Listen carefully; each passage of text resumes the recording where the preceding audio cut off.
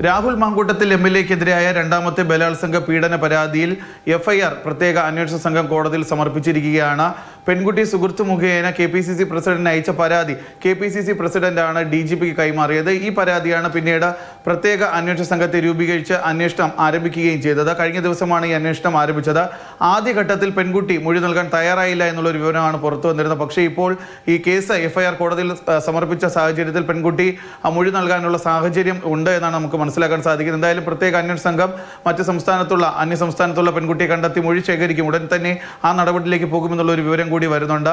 2023 ഈ കേസിന് ആസ്പദമായ സംഭവം നടന്നതായി പറയുന്നത്. അന്ന് രാഹുൽ മാങ്കൂട്ടത്തിൽ MLAയുടെ സുഹൃത്തായ ഫെനി നൈനാനാണ് പെൺകുട്ടിയെ ഈ കാറിൽ ഈ സംഭവം നടക്കുന്ന സ്ഥലത്തേക്ക് എത്തിച്ചതെന്നുള്ള ഒരു വിവരം കൂടി പറയുന്നുണ്ട്. പക്ഷേ ഈ എഫ്ഐആറിൽ രാഹുൽ മാങ്കൂട്ടത്തിൽ MLAയുടെ പേര് മാത്രമാണ് ഉള്ളത്. പക്ഷേ ഗുരുതരമായ വകുപ്പുകളാണ്, ജാമ്യം കിട്ടാത്ത വകുപ്പുകളാണ് ഈ ബലാത്സംഗ പീഡന പരാതിയിൽ ഉൾപ്പെടുത്തിയിട്ടുള്ളത്.